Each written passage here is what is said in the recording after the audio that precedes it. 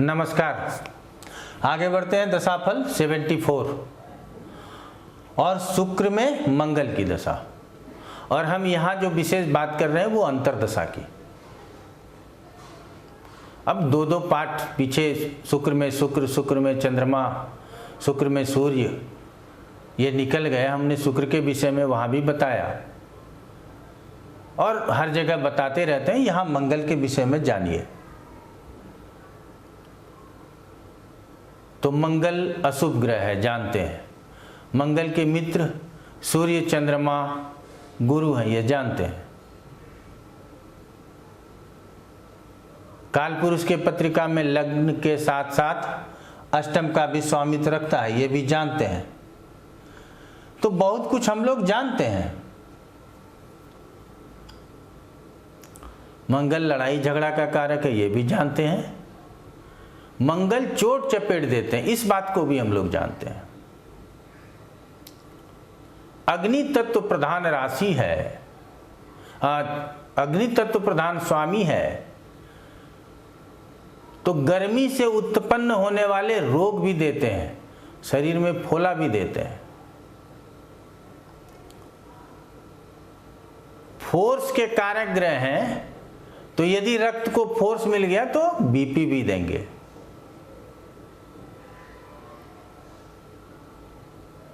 तो सरल है ना, मंगल को समझ लिया।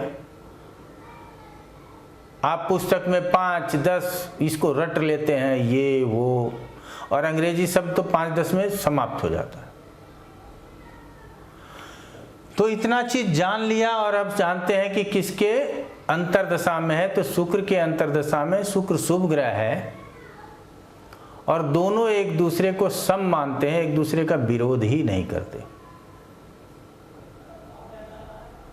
ये तात्कालिक और पंचधार दोनों लगा करके देख लीजिए, नैसर्गिक और पंच तात्कालिक दोनों लगा करके देख लीजिएगा,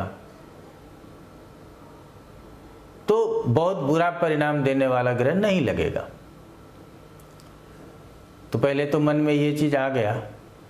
लेकिन यहां दूसरे श्रेणी के, प्रथम श्रेणी के मारक शनि को कहते हैं, कई बार हम बोलेंगे आप लोगों के सामने।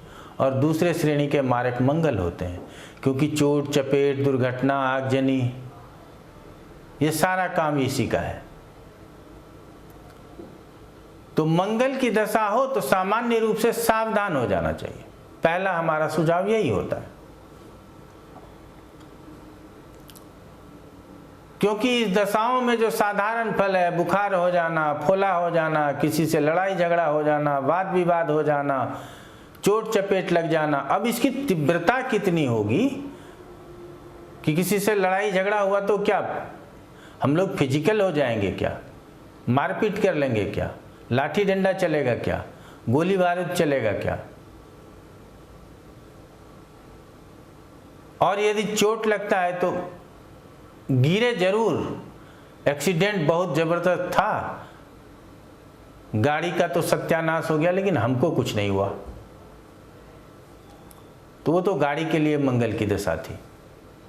अब गाड़ी के लिए नहीं कहेंगे, है था आप ही के लिए।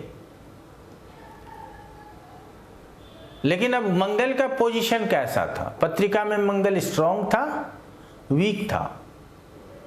स्ट्रांग था तो किस हाउस में था?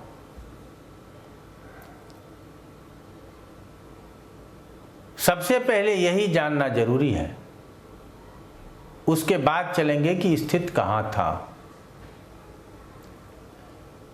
कहते हैं अशुभ ग्रह अशुभ स्थानों में स्थित हो तो शुभ फल देता, लेकिन उसके बाद भी मंगल यदि छठे में हो तो चोट चपेट देता है। यह भी ध्यान रखना है।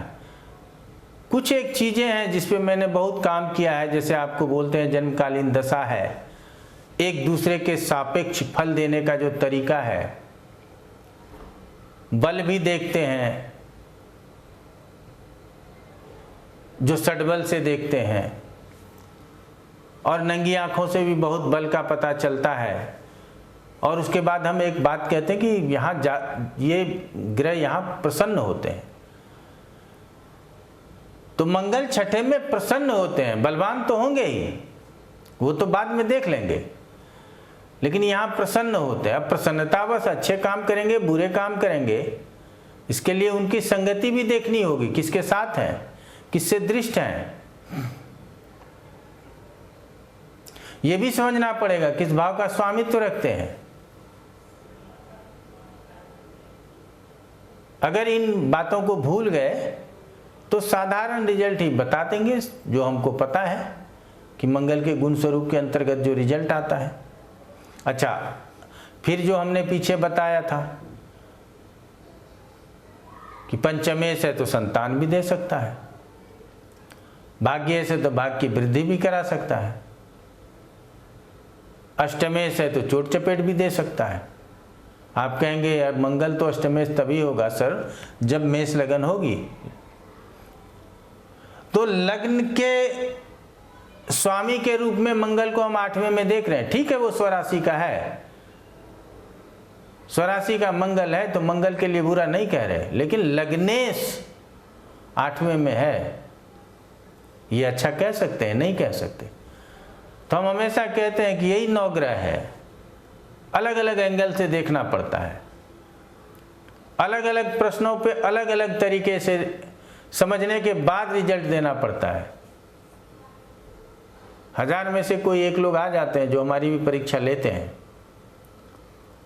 प्रसन्नता इस बात की होती है कि सामने वाला तो हमको भगवान समझ रहे हैं, कि हम उनके बीते दिनों की भी बात बता दें और आने वाला भी उतना ही सही बता दें जितना भगवान ने लिखा है। हम हमेशा आप लोगों को कहेंगे ऐसा समझ करके किसी ज्योतिष के पास मत जाइए। नंबर 1 कि हमारे शास्त्रों में जितना बचा हम क्या उसको पूरा पढ़ पाए। नंबर 2, जिस युग में हम ज्योतिष कर रहे हैं वहाँ अपने चित्त को उतना शांत रख पाते हैं। नंबर 3, हमारा आचरण कैसा है, लोभ मद मोह से घिरे हुए हैं। तो छोड़िए इनको बात, ये ज्योतिषियों की बात है, मंगल पे चलते हैं। तब मंगल यदि केंद्र कोई भी, हमने हमेशा यही चीज बोलना है, हमेशा यही चीज बोलना है। क्यों? लोग छठे हैं, 8वें का स्वामी है, ये तो पंचम में बैठ गया, ये तो समाप्त हो जाएगा, ऐसी बातें बहुत सुनी। ज्योतिष का सच भी जानना जरूरी है।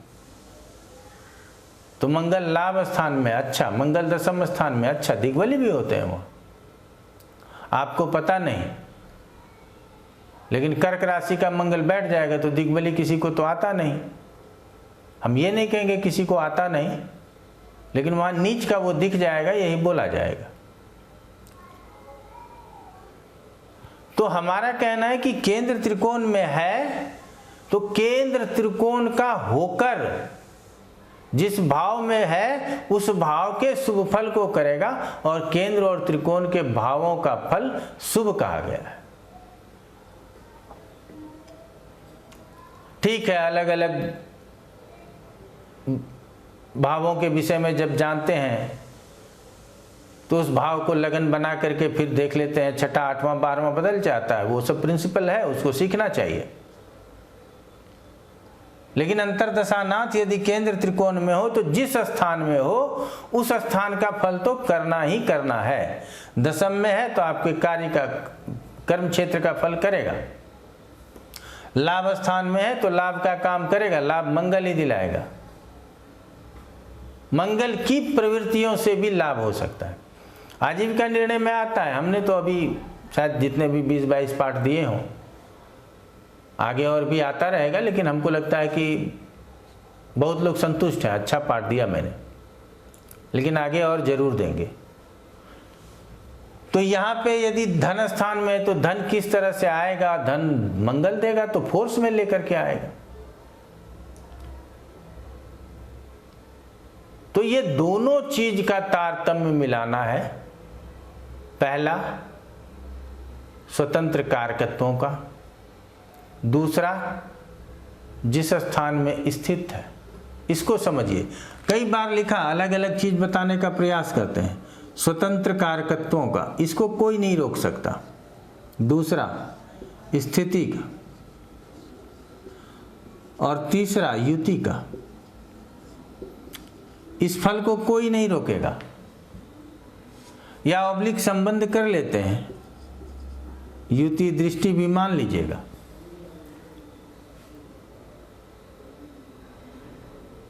चौथे नंबर में स्वामित्व को भी रखना है। अब आप कहेंगे स्वामित्व पहले क्यों नहीं रखा? बहुत सारे पाठ पढ़ाए हैं, आप वहां देखते रहिए।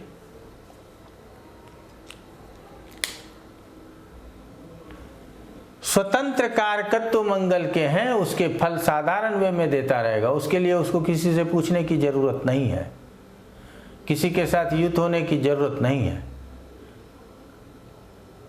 अच्छा और बुरा मिलना वो उसके स्थिति के ऊपर निर्भर करेगा, और अच्छा या अच्छाई में कमी होना वो उसके संबंधों के ऊपर डिपेंड करेगा। अपने भाव को बल प्रदान करना या कमजोर होना, उसके भाव यदि वो वहां नहीं देख रहा है, वहां स्थित नहीं है, तो भाव बल में कमी होगी। तो फिर भी यदि उस भाव में, जिस भाव का स्वामी है, न वहाँ कोई ग्रह हो न कोई देख रहा हो, तो फिर मंगल को ही उसका भी परिणाम देना है। इसलिए स्वामित्व का भी ध्यान रखना। तो छोटी छोटी बातें हैं, और अब आपको इनके सारे गुण स्वरूप पता चलते होंगे। भाई से लड़ाई होगा या झगड़ा, मंगल छोटे भाई का कारक है। बहुत कुछ भूलते भी हैं, ये 10 मिनट में सारे कारकत्व तो पढ़ने में लग जाए, लेकिन हमको तो अंतर्दशा का फल भी बता देना है। प्रश्न लोग पूछते हैं, छोटे भाई से विवाद हो रहा है, आगे बढ़ेगा विवाद क्या? पत्रिका में मंगल की स्थिति देखिए, उसके ऊपर प्रभाव देखिए। क्या देखिए, सामने आने वाली दशा मंगल की है, शुभ प्रभाव में है, शुभ स्थानों में है, तो भाई की तरफ से शुभ संकेत आएंगे। अशुभ प्रभाव में है, अशुभ स्थानों में है, तो भाई की तरफ से अशुभ संकेत आएंगे। ठीक है, अलग होना जीवन में तय है, कोई एक साथ नहीं रहता। अकेले जन्म लिए अकेले मरना है। अच्छी स्थिति में साथ होते हैं, बुरी स्थिति आते ही लोग साथ छोड़ देते हैं। तो यहाँ साथ रहना ये तो सिर्फ मजबूरी का एक नाम है, बाद बाकी सबको अकेले रहना। लेकिन फिर भी हम संबंधों की जब व्याख्या करें और भाई की बात करें, तो एक भाई राम के लिए लक्ष्मण भी होता है, और वर्तमान युग में भी भाई होता है। कि एक भाई ने दूसरे भाई को मारा, दूसरे का संपत्ति हड़प लिया।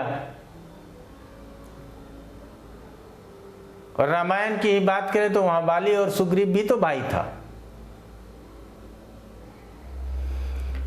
तो आपको भाई के तरफ से शुभ परिणाम आएगा, शुभ परिणाम आएगा, किस तरह का परिणाम आएगा, वो सारा मंगल की स्थिति और युति बताएगा। और मंगल के पीरियड में तो इसका परिणाम आना ही आना, इसको मना ही नहीं कर सकता, उसका तो कारकत्व तो है इसके पास।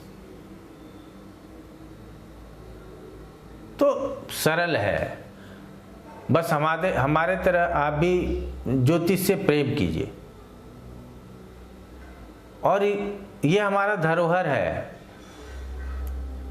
हम इसको कितना बचा सकते हैं, हमारा छोटा प्रयास है। आप लोग भी यदि इसको विधिवत रूप से समझेंगे, तब ये प्रयास बड़ा हो सकता है। चलिए, पाठ आगे भी आता रहेगा, कोई परेशानी हो तो संपर्क कर सकते हैं। आज इतना ही कहेंगे। आप लोगों का बहुत बहुत धन्यवाद।